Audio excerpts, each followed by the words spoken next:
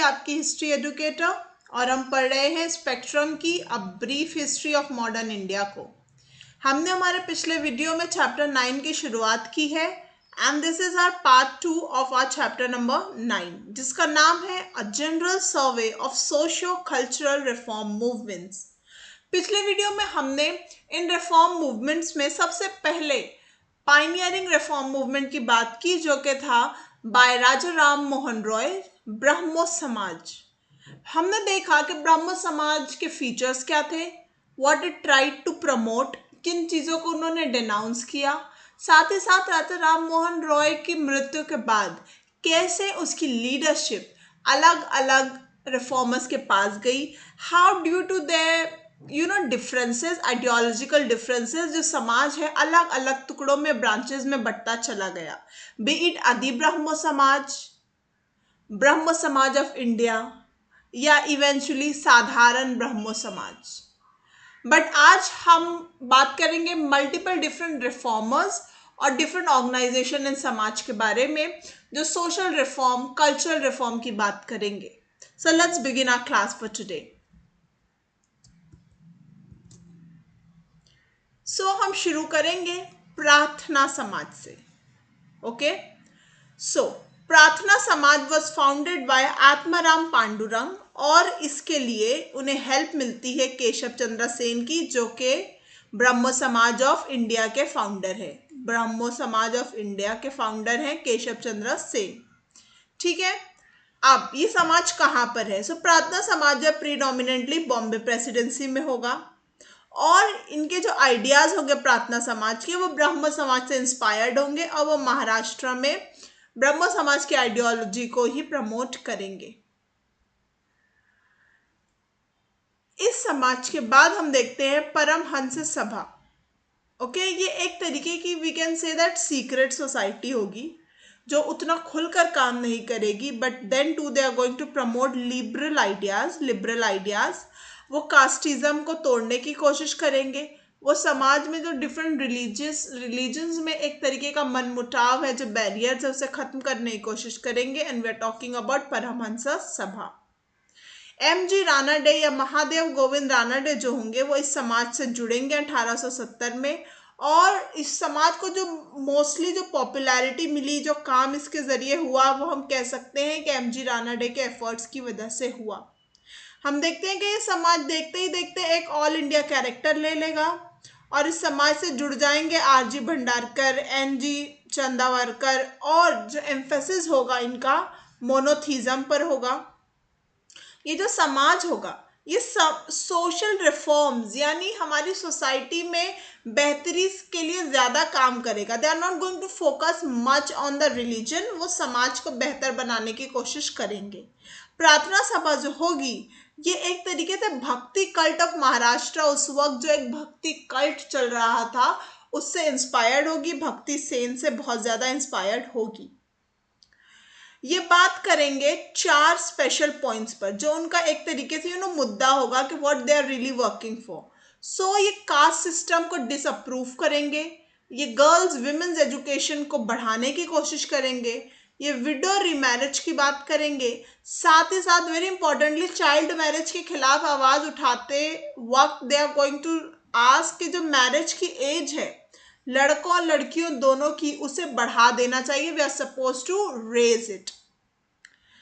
इन्हीं चैंपियंस में एक होंगे ढोंडा केशव कर्वे और विष्णु शास्त्री। ये जो होंगे रानाडे, एम.जी. रानाडे के साथ मिलकर बहुत ज़्यादा इस समाज के साथ काम करेंगे और हम देखते हैं कि आगे जाके एक विडो रिमैरिज मूवमेंट शुरू होगा स्पेसिफिकली कर्वे और रानाडे के जरिए। साथ ही साथ ये लोग विडोज होम एसोसिएशन बनाएंगे कि जो विधवाएं हैं उनको रहने के लिए एक घर मिल सके, एक एसोसिएशन बनाएंगे, एक शेल्टर होम बनाएंगे, उन्हें वोकेशनल एक्टिविटीज सिखाएंगे ताकि वो आत्मनिर्भर हो सके। इसकी वजह से हम देखेंगे कि they are going to do everything to support themselves, ऐसे बना दे कि they are going to leave a life on them own. That was all about Karve and Ranade's effort towards the widows. अगर हम बंगाल की तरफ वापस जाएं बॉम्बे प्रेसिडेंसी से तो हमें एक और मूवमेंट देखने मिलेगा जिसका नाम था यंग बंगाल मूवमेंट। और ये लीड करते थे हेनरी विवियन डेरोजियो। इनके फॉलोअर्स को डेरोजियन भी कहा जाता है, जो हमने पिछले वीडियो में बात की थी। तो हम देखते हैं कि लेट 1820-1830 का वक्त होगा जब एक नया नेता, एक नया रिफॉर्मर उभरेगा, लीडर उभरेगा, who is going to be radical, intellectual, और वो यूथ जो होगी बंगाल की उसमें बहुत ज़्यादा इन्फ्लुएंशियल होगा। और ये होंगे हेनरी विवियन डेरोजियो, जो कि एंग्लो इंडियन होंगे बाय बर्थ। अब ये प्रोफेसर होंगे हिंदू कॉलेज में 1826 से 31 के बीच में, और ये बड़े ही प्रोग्रेसिव होंगे विद हिज आइडियोलॉजी, बहुत मॉडर्न होंगे, और ये इंस्पिरेशन लेंगे फ्रेंच रेवोल्यूशन से। ये बहुत वर्ल्डली होंगे, ग्लोबल होंगे, और बहुत इंटेलेक्चुअल होगी इनकी रीच भी। He is not going to go into the masses. जो intellectual intelligency of the Bengal young लोग होंगे, कॉलेज गोइंग स्टूडेंट्स होंगे, वो इनसे बहुत ज़्यादा इंस्पायर होंगे। ये लोगों को, अपने स्टूडेंट्स को बताएंगे कि हमें आज़ाद सोचना चाहिए, रैशनली सोचना चाहिए, हमें हर चीज़ पर सवाल उठाना चाहिए, आज़ादी से प्यार होना चाहिए, समाज में इक्वालिटी की बात करनी चाहिए, और ये सभी कस्टम्स, ट्रेडिशंस और रिचुअल्स के खिलाफ भी आवाज़ उठाएंगे। साथ ही साथ जो डेरोजियंस होंगे औरतों के राइट्स और उनके एजुकेशन की भी सवाल करेंगे, मांग करेंगे। हमें डेरोजियो के बारे में ये कह सकते हैं कि वो भारत के पहले नेशनलिस्ट मॉडर्न पोएट थे। Derozio was a very young fellow and he is going to die also very young. जो डेरोजियंस होंगे वो किस चीज से चूक जाएंगे? They are going to fail एक लॉन्ग टर्म मूवमेंट चलाने में, या लॉन्ग टर्म इम्पैक्ट समाज पर डालने में। उन्हें उनकी आइडियोलॉजी और रेडिकल थिंकिंग की वजह से हिंदू कॉलेज से 1831 में निकाल दिया जाएगा, और इनकी जो ये समाज, इनकी जो आइडियोलॉजी है, इसकी सक्सेस जो है ज़्यादा टाइम पर समाज पर नहीं टिक पाएगी। क्यों? क्योंकि उन्हें किसी भी सोशल ग्रुप का सपोर्ट नहीं मिलेगा, कोई भी एक पर्टिकुलर क्लास का भी सपोर्ट नहीं मिलेगा, और जैसे कि मैंने आपको कहा कि उनका मासेस के साथ लिंक नहीं था, वो पेजेंट कॉज के बारे में नहीं बात कर रहे थे। दे वो मच मोर बुकिश इन कैरेक्टर, वो बड़े ही किताबी थे।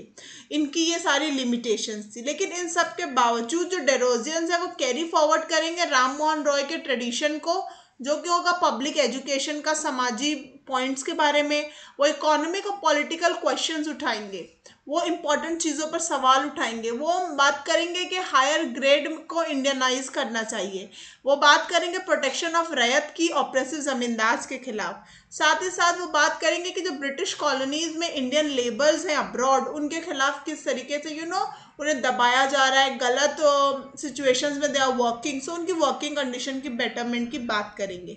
साथ ही साथ they are going to demand के रिवीजन होना चाहिए कंपनी के चार्टर का। बहुत इंपॉर्टेंटली वो फ्रीडम ऑफ प्रेस की बात करेंगे, एंड साथ ही साथ ट्रायल बाय जूरी, जो कि कोर्ट में हमारे जुरिस्डिक्शन जो एट दैट टाइम प्रेजेंट था उसमें कितना डिस्क्रिमिनेशन था, वो उसके खिलाफ भी आवाज़ उठाएंगे। हम देखते हैं कि मच लेटर जो सुरेंद्र नाथ बनर्जी होंगे, वॉज टू डिस्क्राइब, वो डेरोजियंस को कैसे डिस्क्राइब करेंगे? वो कहेंगे कि ये लोग पाइनियर्स हैं, ये लोग ने स्थापना की है एक मॉडर्न सिविलाइजेशन की बंगाल में। साथ ही साथ they are the father of our race whose virtues will excite veneration and whose failings will be treated with gentlest consideration। कि although ये लंबा इम्पैक्ट बनाने में नाकाम रहे, लेकिन जो उन्होंने बीज बोए, जो उन्होंने शुरुआत की, वो आने वाली नस्लों तक याद रखा जाएगा और उन्हें फॉलो किया जाएगा। That was about the young Bengal movement led by Henry Vivian Derozio. अब हम बात करते हैं एक और ग्रेट रिफॉर्मर की, जिनका नाम है ईश्वर चंद्र विद्यासागर। ये बहुत बड़े स्कॉलर होंगे, रिफॉर्मर होंगे। इनके जो आइडियाज़ है वो एक तरीके का ब्लेंड होंगे, मिक्सचर होंगे इंडियन साथ ही साथ वेस्टर्न थॉट का। इनकी बड़ी हाई मॉरल वैल्यूज होंगी। He is going to talk about individuality, ये मानवता की बात करेंगे। ये लोगों को, गरीबों की, ऑप्रेस लोगों की बेहतरी की बात करेंगे, और ये प्रिंसिपल होंगे एक संस्कृत कॉलेज के। लेकिन वो बात करेंगे कि जो एक प्रिस्ली मोनोपोली है, जो एक समाज का इन संस्कृत स्क्रिप्चर्स के ऊपर कब्जा हुआ है, उसे खत्म करें। वो चाहेंगे कि जो संस्कृत है वो नॉन ब्राह्मण्स भी जाने, समझे, पढ़ें, स्क्रिप्चुअल नॉलेज जो है सबको मिल सके, कोई एक ग्रुप पर्टिकुलरली उस पर ना रहे। साथ ही साथ वो वेस्टर्न थॉट को भी संस्कृत कॉलेज में इंट्रोड्यूस करेंगे, और वो संस्कृत लर्निंग को मेन स्ट्रीम लाने की कोशिश करेंगे। वो बहुत बड़े अकेडमिशियन होंगे और वो a new Bengali primer evolve new pro style भी उनके जरिए लाया जाएगा। अगर हम बात करें ईश्वर चंद्र विद्यासागर की, तो उन्होंने जो मूवमेंट स्टार्ट किया था विडो रिमैरिज को सपोर्ट करने के लिए, लेटर ऑन जिसे लीगलाइजेशन भी मिल गया था, ये बहुत बड़ा काम था जो उनके एफर्ट्स के जरिए हुआ। साथ ही साथ ये बहुत बड़े क्रूसेडर थे अगेंस्ट द चाइल्ड मैरिज, जो चाइल्ड मैरिज के खिलाफ आवाज उठाते थे। साथ ही साथ he is going to oppose polygamy, multiple women से शादी करना भी वो अपोज करेंगे। साथ ही साथ वो स्कूल्स बनाने में काम करेंगे। 35 गर्ल्स स्कूल्स बनाएंगे, उसे चलाएंगे अपने ओन एक्सपेंस पर। और वेरी इंपॉर्टेंटली जो बेथ्यून स्कूल होगा, जो फीमेल एजुकेशन का एक बहुत बड़ा गढ़ होगा, उसके वो सेक्रेटरी होंगे और ये हायर एजुकेशन फॉर विमेन के पाइनियर माने जाएंगे। बेथ्यून स्कूल जो कि फाउंड किया गया था कलकत्ता में, इस मूवमेंट के जरिए औरतों की एजुकेशन में बहुत बढ़ावा होगा। और हम देखेंगे कि उन्हें इसके लिए डिफिकल्टीज का भी सामना करना पड़ेगा, बिकॉज एट दैट टाइम हमारी जो सोसाइटी थी it was not very easily accepting जो चेंजेस हो रहे थे, और चेंजेस बड़े रैपिडली हो रहे थे। So he is going to face a lot of difficulties and challenges as well. जो young students were shouted at and abuse and sometimes even the parents subjected to social boycott. See, जो लोग education के लिए अपनी लड़कियों को भेज रहे थे, उन्हें बॉयकॉट का भी सामना करना पड़ता था, समाज निकाला भी होता था उनका, but those were the people जो उन्होंने वो सब सहा और अपनी एजुकेशन के लिए काम किया। जो लड़कियां वेस्टर्न एजुकेशन लेती थी उनके खिलाफ भी बहुत सी बातें की जाती थी, उनके स्लैंडर किया जाता था, but all of them worked really hard and eventually education हासिल की गई। Let's come towards another great reformer जिनका नाम है बाल शास्त्री जाम्बेकर।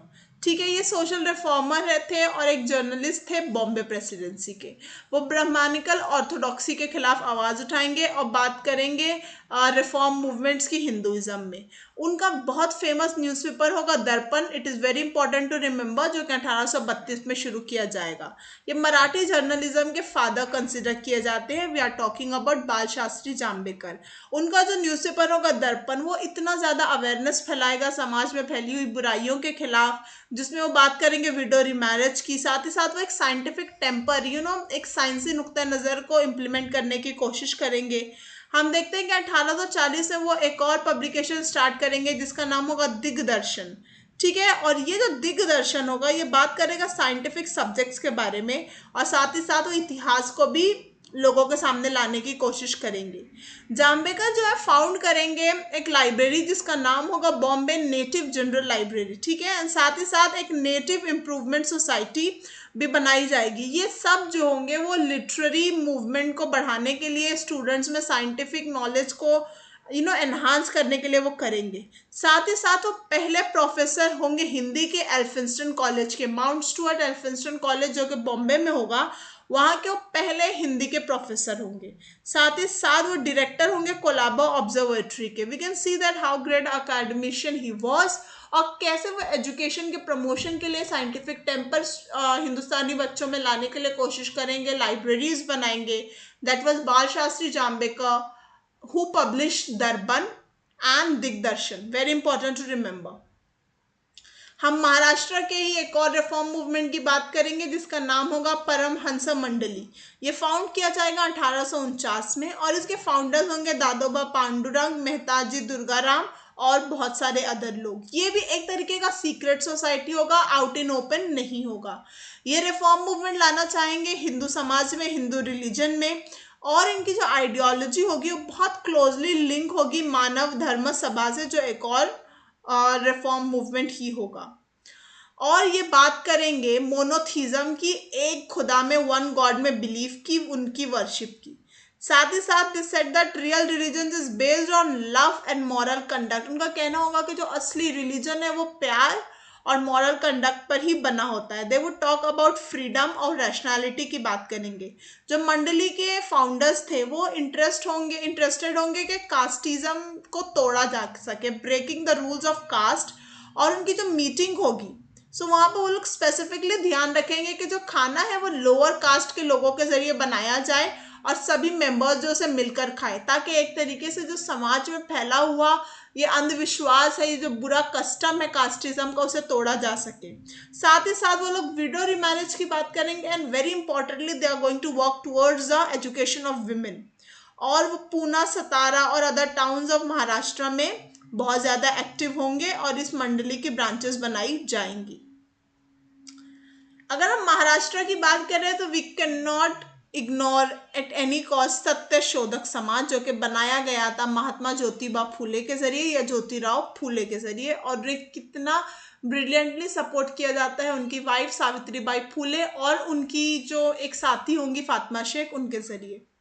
तो ज्योतिबा फूले जो है सतारा महाराष्ट्र में पैदा होंगे और वो बिलोंग करेंगे माली कम्युनिटी के साथ, जैसे कि उनके सरनेम से समझ में आता है फूले, वो गार्डनर कम्युनिटी से बिलोंग करेंगे।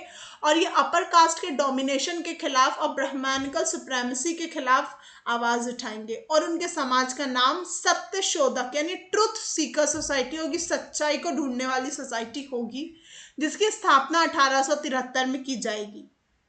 ये जो कम्युनिटी होगी इसे सपोर्ट मिलेगा मालीज, जो उनके खुद की कम्युनिटी है, तेलीस, कुंभार, सारीज और धंगार्स का, एंड अ लॉट मोर। इनका बेसिक एम क्या होगा? सोशल सर्विस करना होगा, समाज को बेहतर करना, एंड सेकेंडली एजुकेशन को फैलाना। और किस में? औरतों में और लोअर कास्ट में, जो कि इससे सबसे ज्यादा वंचित थे, उनके लिए एजुकेशन को फैलाना होगा। फूले जो है उनके काम जो है सार्वजनिक सत्य धर्मा और गुलामगिरी, ये जो है उनकी वेरी इंपॉर्टेंट पब्लिकेशंस है, सार्वजनिक सत्य धर्म एंड गुलामगिरी। ये बहुत ही सोर्स ऑफ इंस्पिरेशन बन जाएंगे उस वक्त के लोगों के लिए। इवन लेटर ऑन ऑल्सो उनकी जो पब्लिकेशंस होंगी लोगों में एक नया जज्बा पैदा करने में बहुत इंपॉर्टेंट रोल प्ले करेंगी। Phule aimed at the complete abolition of caste system, वो कास्ट सिस्टम में बिल्कुल बिलीव नहीं करते थे, और इसकी वजह से जो समाज में सोशो इकोनॉमिक इनइक्वालिटीज फैली हुई थी, कितना बड़ा गैप था between the upper and the lower caste and class, between money को लेकर या समाज में उनकी पोजिशनिंग को लेकर, वो उसके खिलाफ आवाज उठाएंगे। साथ ही साथ वो सांस्कृतिक हिंदुइज्म के भी खिलाफ होंगे, he is going to be against it. वो एक तरीके की आइडेंटिटी देने की कोशिश करेंगे जो समाज की डिप्रेस कम्युनिटीज है, और वो उन सबको एकजुट करने की कोशिश करेंगे ताकि अंधविश्वास, ब्लाइंड फेथ के खिलाफ, और जिस तरीके से लोगों को तबाह किया जा रहा है, उनका फायदा उठाया जा रहा है, एक्सप्लॉइट किया जा रहा है मासेस को, उसके खिलाफ वो आवाज उठाएंगे और लोगों को भी जागरूक करने की हर मुमकिन कोशिश करेंगे। फूले जो है जेंडर इक्वालिटी के एक बहुत बड़े पायनियर थे, और वो विमेन एजुकेशन के लिए काम करेंगे। और जैसे कि मैंने कहा कि उनका कितना एबली साथ दिया जाएगा उनकी वाइफ सावित्रीबाई फूले के जरिए। साथ ही साथ वो होम फॉर विडोज भी बनाएंगे 1854 में ही महाराष्ट्र में। और हम देखते हैं कि उन्हें the title of Mahatma was given, his name was Jyotiba Phule, but उन्हें title of Mahatma the great soul दिया जाता है उनके रिफॉर्म वर्क की वजह से, उनकी समाज में काम करने की वजह से। महाराष्ट्र के ही एक और बहुत बड़े रिफॉर्मर हैं जिनका नाम है गोपाल हरि देशमुख, जो बहुत फेमसली जाने जाते हैं लोकहितवाड़ी के नाम से। ये एक रैशनलिस्ट थे और ये एक जज थे, ब्रिटिश राज की जो कोर्ट थी उसमें वो जज थे, और वो लिखा करते थे प्रभाकर में, और वहां पर उनका पेन नेम था Lokhitwadi. Okay, under pen name, his pen name was Lokhitwadi, और उनका बेसिक जो उनकी राइटिंग होती थी वो सोशल रिफॉर्म पर होती थी, जो समाज में इविल्स है उन इश्यूज पर वो लिखा करते थे। वो कहते थे कि जो हमारी इंडियन सोसाइटी है उसे फिर से बनाने की ज़रूरत है, रीऑर्गेनाइज करने की ज़रूरत है, और इस बार जो उसके बेसिस होंगे वो रैशनल थिंकिंग होनी चाहिए, मॉडर्न आउटलुक और मानवता, और साथ ही साथ हमें रिलीजियस बायस को छोड़ना होगा और सेक्युलर वैल्यूज़ के बेसिस पर अपने समाज को बनाना होगा। वो हिंदू ऑर्थोडॉक्सी के बहुत खिलाफ थे, और वो कहते थे कि समाज में इक्वालिटी होनी चाहिए, बेसिस ऑफ रिलीजन या फिर हमारी जो सोशल पोजिशनिंग है वो सब नहीं होना चाहिए, ऑल शुड बी इक्वल। साथ ही साथ वो कास्ट सिस्टम को बहुत ज़्यादा अपोज करेंगे, उसकी बुराइयों के बारे में बात करेंगे, और उनका कहना होगा कि if religion does not sanction social reform then change the religion. उनका कहना होगा कि सोशल रिफॉर्म हर चीज़ से ऊपर है। वो बहुत ही लीडिंग रोल प्ले करेंगे बहुत सारे पीरियोडिकल्स बनाने के लिए, पब्लिकेशंस के लिए, जिनका नाम होगा फॉर एग्जांपल ज्ञान प्रकाश, इंदु प्रकाश, लोकहितवाड़ी, इन सभी में उनका बहुत बड़ा हाथ होगा। in leading founding all of that. Let's talk about G Agarkar, Gopal Ganesh Agarkar, जो कि एक बहुत बड़े एडुकेशनिस्ट होंगे और सोशल रिफॉर्मर होंगे, अगेन फ्रॉम महाराष्ट्र ओनली। ये जो है ह्यूमन रीजन की बात करेंगे और ये बोलेंगे कि जो हम अंधविश्वास कर रहे हैं, बिल्कुल बंद आंखों से बिल्कुल डिपेंडेंट है हमारे ट्रेडिशंस पर, हमारे रिचुअल्स पर, हम उन पर सवाल भी नहीं उठाते और हम उन्हें फॉल्सली ग्लोरीफाई कर रहे हैं, बढ़ावा दे रहे हैं, हमारे पास्ट को ग्लोरीफाई कर रहे हैं। He is going to talk about reason, he is going to talk about questioning कि how we are supposed to ask questions, हम क्यों हर चीज़ आसानी से एक्सेप्ट कर रहे हैं। वो फाउंडर होंगे न्यू इंग्लिश स्कूल के और साथ ही साथ डेक्कन एजुकेशन सोसाइटी के, फर्ग्यूसन कॉलेज जो कि पुणे में बनाया जाएगा उसके भी ये फाउंडिंग मेंबर होंगे, साथ ही साथ वो वहाँ के प्रिंसिपल होंगे। और अगर हम बात करें कि लोकमान्य तिलक के केसरी का पहला एडिटर जो होंगे वो जी आगरकर ही होंगे, जो कि एक लोकमान्य तिलक के जरिए शुरू किया गया जर्नल होगा। लेटर वो स्टार्ट करेंगे खुद के पीरियोडिकल जिसका नाम होगा सुधारक, और ये जो है स्पेसिफिकली समाज में फैली हुई अनटचेबिलिटी और कास्ट सिस्टम के खिलाफ बात करेंगे। दैट वाज जी आगरकर। गोपाल कृष्ण गोखले जो है वो शुरू करेंगे the servants of India society, और ये एक लिबरल लीडर होंगे आईएनसी के, और ये 1905 में ये सोसाइटी शुरू करेंगे। एमजी रानडे जो है उनकी मदद करेंगे इस सोसाइटी की स्थापना के लिए। अब ये सोसाइटी का मकसद क्या था? इनका मकसद था कि जो उनकी नेशनल मिशनरीज है उन्हें सर्विस के लिए तैयार किया जाए, ताकि बिल्कुल कॉन्स्टिट्यूशन के दायरे में रहकर, संविधान के दायरे में रहकर वो समाज में अच्छाई के लिए काम करे और एक तरीके से एक ग्रुप तैयार करे, एक कैडर तैयार करे उन ऐसे वर्कर्स का जो अपने से ज़्यादा लोगों के बारे में बात करें, सेल्फलेस हो, वो खुद के लिए नहीं बल्कि समाज को बेहतर बनाने के लिए काम करें। और 1911 में हम देखते हैं Hitavada began to publish the project, और ये इनके जो व्यूज़ ऑफ द सोसाइटी था वो इसमें पब्लिश होने लगा। ये जो सोसाइटी थी ये काफ़ी दूर रही पॉलिटिकल एक्टिविटीज़ से, एंड ऑर्गेनाइजेशन जैसे आईएनसी वो अपने लिए काम कर रहे थे, समाज के लिए सेल्फलेसली काम कर रहे थे। हम देखते हैं कि 1915 में जब गोखले की डेथ हो जाती है तो श्रीनिवास शास्त्री जो है लीडरशिप अपनाते हैं और प्रेसिडेंट के तौर पर उभरते हैं, और वो कंटिन्यूसली वर्क करते हैं, लेकिन उनका जो बेस होता है वो काफ़ी कम होता चला जाता है, श्रिंक हो जाता है। एंड ये इनका जो basically if you are going to see कि किस फील्ड में काम करते हैं, तो they are going to work in the field of education. साथ ही साथ वो आश्रम टाइप स्कूल्स बनाएंगे ट्राइबल गर्ल्स के लिए, और बालवाड़ीज बनाएंगे एट मेनी प्लेसेस, ताकि ट्राइबल की उन बच्चियों को भी एजुकेशन मिल सके, रेसिडेंशियल एजुकेशन मिल सके, ताकि वो आगे बढ़ पाए। देन अनदर ऑर्गेनाइजेशन जिसका नाम होगा सोशल सर्विस लीग, जो कि बनाया जाएगा नारायण मल्हार जोशी या फिर famously known as NM Joshi, जो कि गोखले के एक फॉलोअर होंगे, और ये अगेन बनाया जाएगा महाराष्ट्र के बॉम्बे में। इनका मेन मकसद ये होगा कि कंडीशन और लाइफ और कंडीशन ऑफ मासेस को बेहतर बनाया जा सके, सोशल सर्विस की जा सके, और जो आम लोग हैं जिस तरीके से वो काम कर रहे हैं उनकी ज़िंदगी के जो हालात है उसको बेटर किया जा सके। वो बहुत सारे स्कूल्स बनाएंगे, लाइब्रेरीज बनाएंगे, रीडिंग रूम्स बनाएंगे, nurseries, cooperative society, everything, so that हमारे जो आम जनता है वो अच्छा बेटर सोसाइटी में रह पाए, उनकी कंडीशंस इंप्रूव हो सकें। साथ ही साथ हम देखेंगे उनकी जो एक्टिविटीज़ हैं वो पुलिस कोर्ट एजेंट वर्क भी करेंगी। They are going to provide legal aid जिनको ज़रूरत होगी। साथ ही साथ वो जो गरीब और अनपढ़ लोग होंगे उनकी मदद करेंगे, उन्हें एडवाइस देंगे। जो हमारे स्लम ड्वेलर्स हैं, जो हमारे लोग हैं जो स्लम्स झोपड़ियों में रहते हैं, उनके लिए काम करेंगे। जिम्नेशिया, थिएट्रिकल परफॉर्मेंस, साथ ही साथ वो सैनिटरी वर्क करेंगे कि जो अनहाइजीनिक कंडीशंस में लोग रह रहे हैं उनके लिए कुछ काम करेंगे। They are going to even give the medical relief, और उनके जो बॉयज़ क्लब्स होंगे या स्काउट्स होंगे वो इसमें बहुत इंपॉर्टेंट रोल प्ले करेंगे। लेटर ऑन हम देखते हैं कि एनएम जोशी 1920 में the very famous all India trade union Congress की स्थापना करेंगे, उसे फाउंड करेंगे, जो कि हमारे भारत में जो ट्रेड यूनियन का बहुत बड़ा फ्लैग बेरर बनकर उभरेगा। So that was it for today student. हम हमारे आगे के लेक्चर्स में स्टार्ट करेंगे रामकृष्ण मूवमेंट के जरिए, और हम इस स्वामी विवेकानंदा के बारे में भी बात करेंगे और उनके very famous address at Chicago को भी देखेंगे, and much more with that.